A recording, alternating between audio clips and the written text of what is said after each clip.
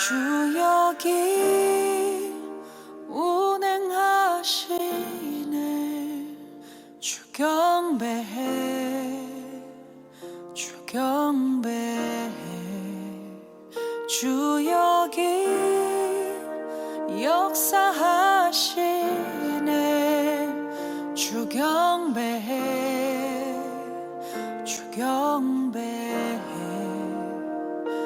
주는 세기를 만드시는 분, 큰 기적을 행하시는 분, 그는 우리 하나님. 주는 약속을 지키시는 분, 어둠 속을 밝히시는 빛, 그는 우리 하나님. 주 우리 맘 만지네. 주 경배해, 주 경배해. 주 우리 치유하시네. 주 경배해, 주 경배해. You are waymaker, miracle worker, promise keeper, light in the darkness. My God, that is who you are. You are waymaker, miracle worker, promise keeper, light in the darkness. My God, that is who you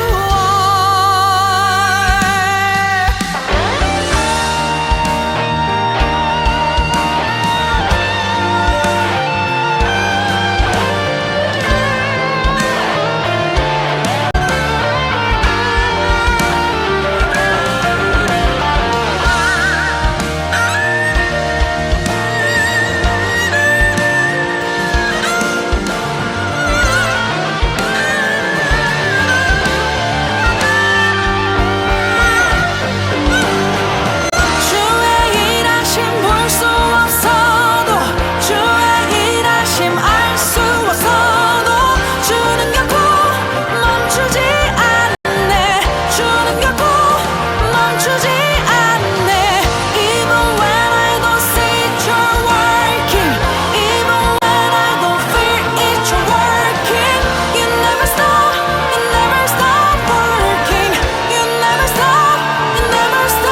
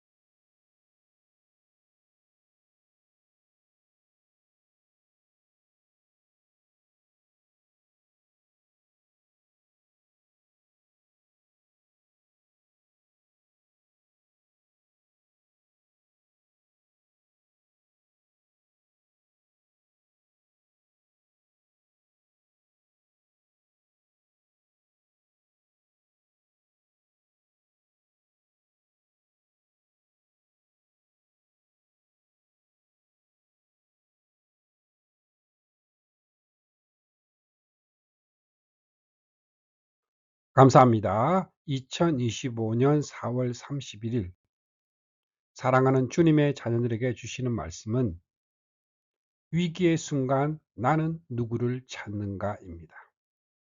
성경 말씀은 사무엘상 21장 1절에서 2절 말씀입니다. 다윗이 노베 가서 제사장 아히멜렉에게 이르니 아히멜렉이 떨며 다윗을 영접하여 그에게 이르되 어찌하여 내가 홀로 있고 함께한 자도 아무도 없느냐 하니 다윗이 제사장 아히멜렉에게 이르되 왕이 내게 이를 명령하고 이르기를 내가 너를 보내는 것과 내게 명령한 일은 아무것도 사람에게 알리지 말라 하시기로 내가 나의 소년들을 이러이러한 곳으로 오라고 말하였나이다. 아멘. 사무엘상 21장 1절에서 2절 말씀입니다. 사랑하는 성도 여러분, 우리는 인생을 살아가면서 누구나 위기의 순간을 만나게 됩니다. 그 위기는 예고 없이 찾아오고 때론 우리의 모든 계획을 무너뜨릴 만큼 강력하게 다가옵니다. 자, 그렇다면 질문 하나 드리겠습니다. 자, 여러분은 인생의 위기를 만났을 때 가장 먼저 누구를 찾습니까? 사람입니까? 경험입니까? 아니면 하나님이십니까? 오늘 본문인 사무엘상 21장은 다윗이 큰 위기 속에서 어떤 반응을 보였는지를 보여주는 말씀입니다. 사울 왕의 시기와 미움으로 인해 다윗은 하루아침에 도망자 신세가 되었고 살기 위해 이리저리 도망쳐야 했습니다. 그런 위기의 한복판에서 다윗은 하나님을 찾기도 했지만 동시에 사람을 의지하고 때로는 거짓말을 하며 자신의 생명을 보존하려고도 했습니다. 자, 이 모습은 우리가 위기 속에서 보이는 우리의 모습과도 닮아 있습니다. 오늘의 이 말씀을 통해 우리가 위기를 만났을 때 나는 누구를 가장 먼저 찾고 있는가? 이 질문 앞에 솔직하게 서 보시기를 원합니다. 그리고 다윗처럼 연약함 가운데서도 우리를 도우시는 하나님의 은혜를 함께 깨달으시기를 소망합니다.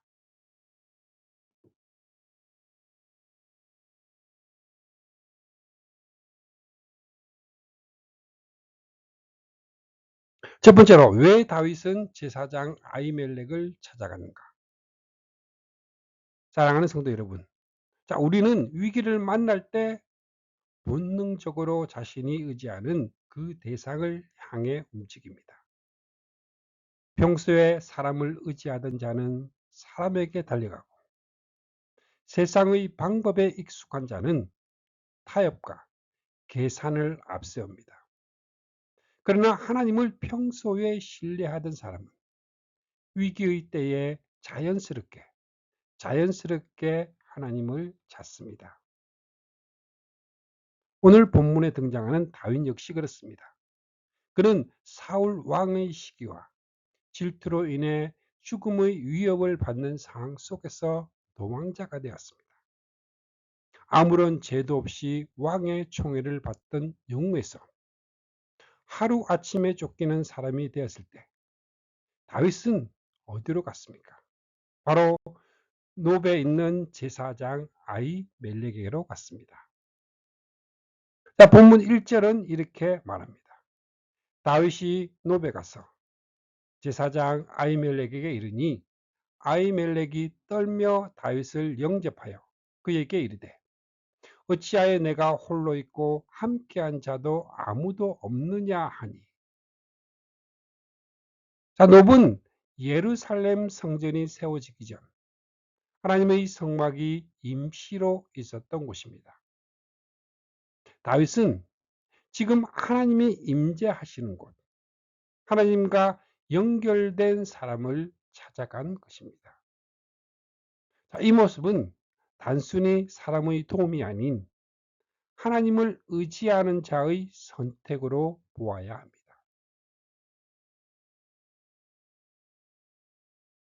그러나 아히멜렉은 다윗의 갑작스러운 방문에 당황하며 묻습니다. 왜 혼자냐? 어째서 군사도 왕의 명령도 없이 왔느냐? 이는 그 당시 왕의 사위이자 장군이었던 이 다윗의 행동으로는 상식 밖이었기 때문입니다. 이때 다윗은 자신의 진짜 처지를 숨기고 거짓으로 대답을 합니다.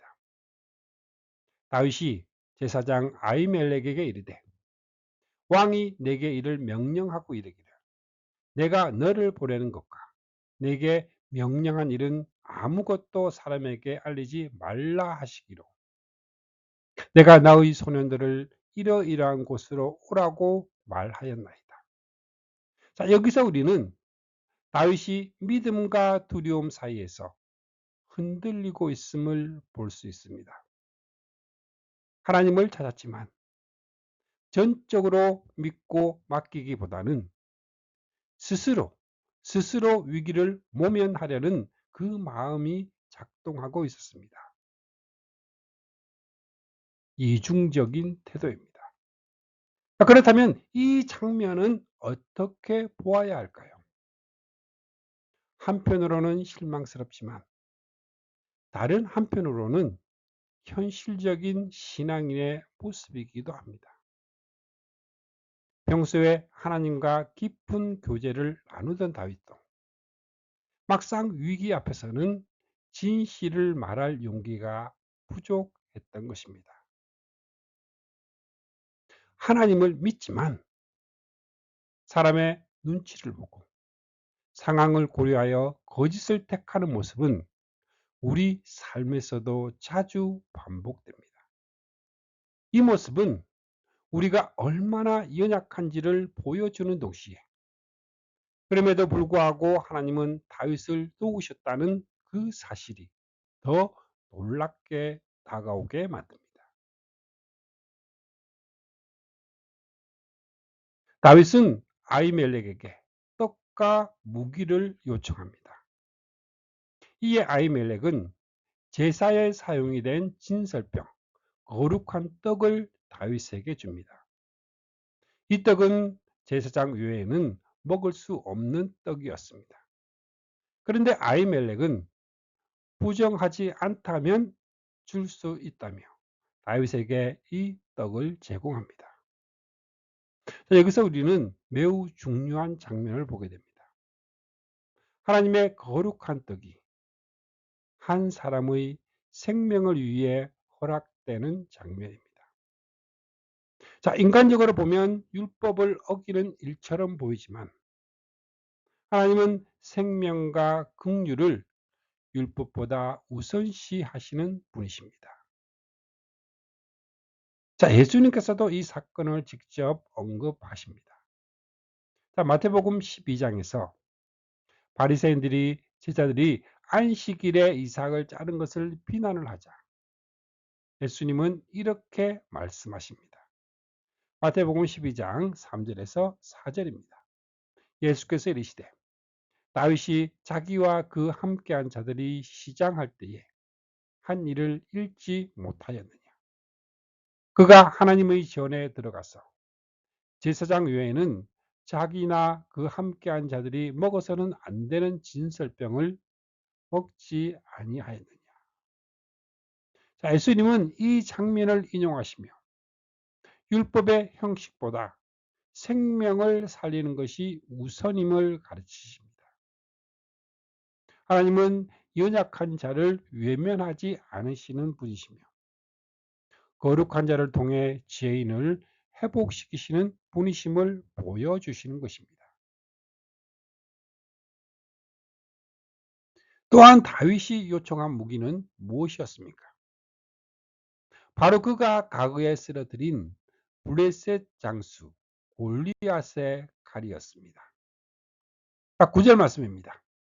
제사장이 이르되 내가 엘라 골짜기에서 죽인 블레셋 사람 골리앗의 칼이 보자기에 쌓여 에봇 뒤에 있으니 내가 그것을 가지려거든 가지라. 여기는 그것밖에 다른 것이 없나니 내게 주소서 하리라. 이 칼은 다윗에게 단순한 무기가 아니라 하나님의 승리의 증거요. 신실하신 하나님의 기념비와도 같은 물건이었습니다.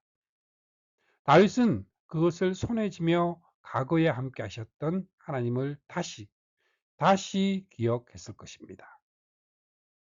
다윗은 거짓을 말하고 흔들렸지만 하나님은 그의 연약함을 책망하기보다 그를 도우셨습니다.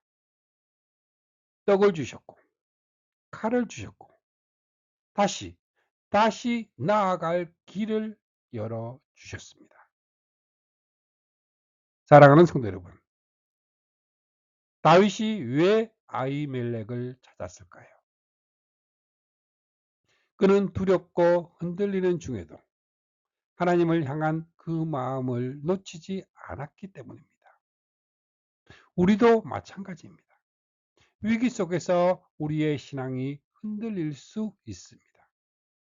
하지만 중요한 것은 누구에게 발걸음을 향하느냐입니다. 다윗은 거짓되고 두려운 모습 속에서도 하나님을 향한 발걸음을 멈추지 않았습니다. 그리고 하나님은 그런 다윗을 외면하지 않으셨습니다.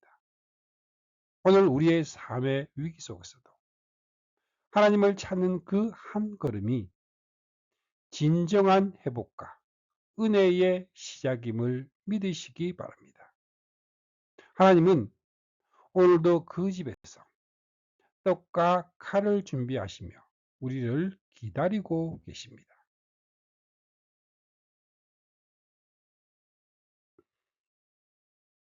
두 번째로 왜 다윗은 블레셋 땅 가드로 도망갔는가? 사랑하는 성도 여러분, 우리는 종종 신앙의 여정을 걷다가 도저히 감당할 수 없는 위기 앞에 서게 됩니다. 아무리 기도해도 길이 보이지 않고 도움을 청할 곳도 없으며 끝이 없는 불안과 공포 속에 빠질 때가 있습니다. 바로 그런 상황에 놓인 이가 오늘 본문 속 다윗입니다. 그는 지금 사울의 끝없는 추격을 피해 이스라엘 땅 어디에서도 안전을 보장할 수 없는 그 상태에 이르렀습니다. 그가 갈 수 있는 마지막 선택지는 아이러니하게도 자신이 죽였던 골리앗의 고향 블레셋 땅 가드였습니다. 왜 하필 가드였을까? 사무엘상 21장 10절은 이렇게 말을 합니다. 그날에 다윗이 사울을 두려워하여 일어나 도망하여 가드 왕 아기스에게로 가니 합니다. 다윗은 사울이 자신을 죽이려는 의도가 확실하자 더 이상 이스라엘 안에 자신을 받아줄 곳이 없다고 판단합니다. 자신이 믿었던 동료들, 백성들, 왕의 신하들 모두가 더 이상 안전을 보장해 줄 수 없었습니다.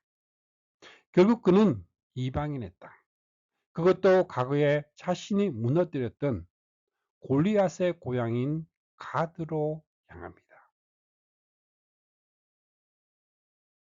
이 선택은 인간적으로 보면 매우 모험적이고 위험한 선택이었습니다. 다윗은 가드에서 누구보다 유명한 전쟁 영웅이었습니다. 그가 죽인 골리앗이 가드 사람이었기 때문에 그는 이방 민족에게 공공의 적이자 치욕의 상징일 수 있었습니다. 그런데도 다윗은 왜 그 땅으로 향했을까요? 그 이유는 본문이 말하듯 사울을 두려워하여입니다. 다윗은 그 순간 신앙보다 두려움이 더 크게 작용했던 것입니다. 믿음의 사람도 두려움에 지배당할 수 있다는 것을 본문은 우리에게 정직하게 보여주고 있습니다.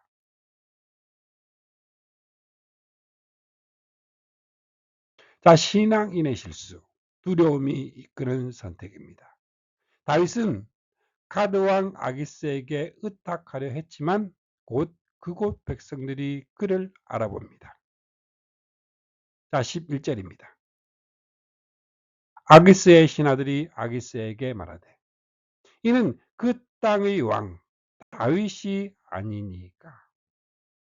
무리가 춤추며 이 사람의 일을 노래하여 이르되 사울이 죽은 자는 천천히요 다윗은 만만이로다 하지 아니하였나이까 한지라. 사람들의 입에서 이 노래가 다시 나왔을 때 다윗은 그 순간 완전히 위기에 빠졌다는 것을 직감합니다. 자신이 도망쳐 온 곳마다도 더 이상 안전하지 않다는 사실을 깨달은 다윗은 극단적인 행동을 택합니다. 자, 미친 척하는 다윗입니다. 믿음의 사람의 추락일까요? 13절에 그들 앞에서 그의 행동을 변하여 미친 채 하고 대문짝에 끄적거리며 침을 수염에 흘리며. 자, 이 장면은 다윗이라는 인물의 가장 연약한 순간을 보여주고 있습니다. 이스라엘의 장군이며 기름 부음을 받은 하나님의 사람, 골리앗을 쓰러뜨린 신앙의 용사 다윗이 이방 땅에서 미친 사람처럼 행동하며 자신의 생명을 구걸하고 있습니다. 자, 이 장면을 보면 실망할 수 있습니다. 어떻게 하나님의 기름 부음 받은 자가 이렇게까지 행동할 수 있을까? 그러나 동시에 우리는 이 장면에서 하나님의 은혜가 얼마나 크고 깊은지를 발견하게 됩니다. 하나님의 은혜, 실수 속에서도 역사하시는 하나님입니다. 자, 다윗이 완벽하지 않았음에도 그의 연약함 속에서도 하나님은 그를 외면하지 않으셨습니다. 아기스는 그를 미친 사람이라 판단을 하고 추방을 시킵니다. 자, 그 결과 다윗은 오히려 그곳에서 목숨을 부지하고 강야로 피신하여 생명을 유지할 수 있게 됩니다. 자, 하나님은 때로 우리의 잘못된 선택조차도 하나님의 선한 계획 안에서 회복의 통로를 바꾸시는 분이십니다.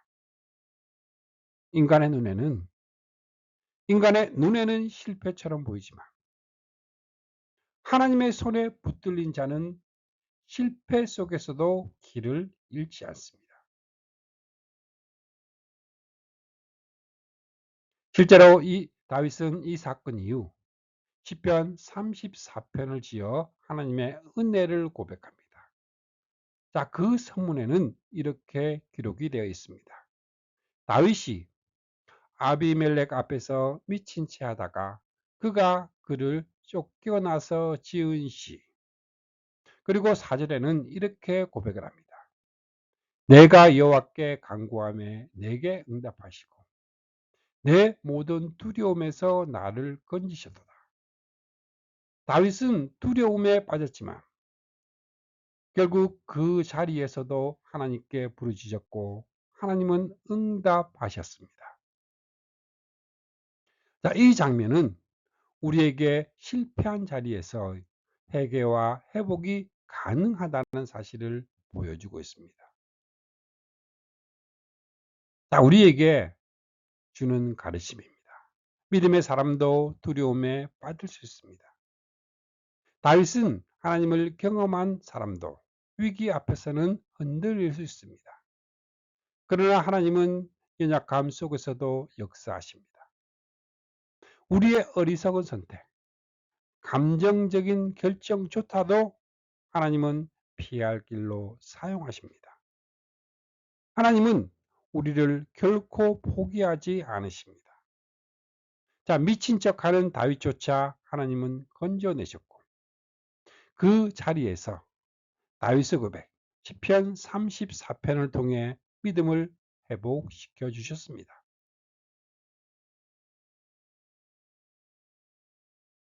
사랑하는 성도 여러분, 혹시 지금 여러분의 삶 속에서도 다윗처럼 두려움에 이끌려 내린 선택이 있습니까? 그 결정이 후회스럽고 수치스럽고 믿음의 사람답지 못했다 생각되십니까? 그러나 기억하십시오. 하나님은 그 자리에서도 역사하십니다. 우리의 위기, 우리의 실패 속에서도 하나님은 길을 열어주시고 이 회복의 은혜를 베푸시는 분이십니다. 다윗처럼 위기 속에서도 하나님을 다시 바라보며 실수와 연약함 속에서도 하나님께 부르짖는 삶이 되시기를 부탁을 드립니다. 말씀을 마무리하겠습니다. 사랑하는 성도 여러분, 오늘 다윗의 도망 여정을 따라가며 우리가 스스로에게 던져야 할 질문들이 있습니다. 나는 위기의 순간에 누구를 가장 먼저 찾는가? 다윗은 두려움 속에서도 하나님의 집, 제사장을 찾아갔습니다. 하지만 그 안에는 불안과 거짓도 있었습니다. 우리가 하나님을 찾는다 해도 진실함과 신뢰보다는 계산과 불안으로 접근하고 있지는 않습니까? 내가 도망치고 싶은 순간 어디로 피하고 있는가? 다윗은 결국 원수의 땅 블레셋까지 갔고 그곳에서 미친 사람처럼 행동하며 살아남고자 했습니다. 자, 우리도 인생의 피곤함 속에서 잘못된 방향으로 도망치고 있지는 않습니까? 자, 눈에 보이는 안전지대가 오히려 믿음을 무너뜨리는 길일 수도 있습니다.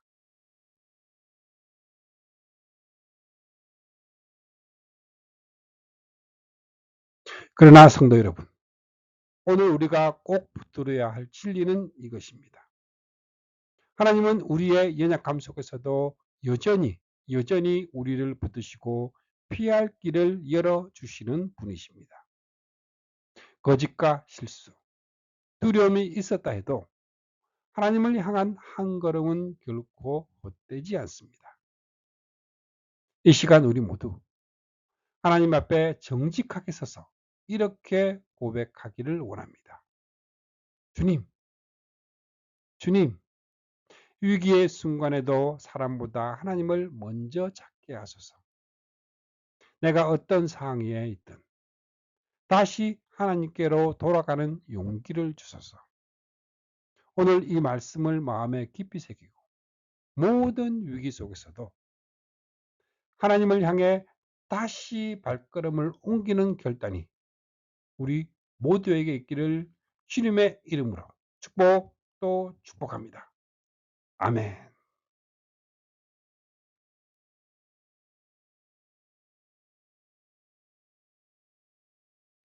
말씀을 통해 주님의 사랑을 느끼며 주님의 은혜의 축복을 받는 기도의 시간입니다.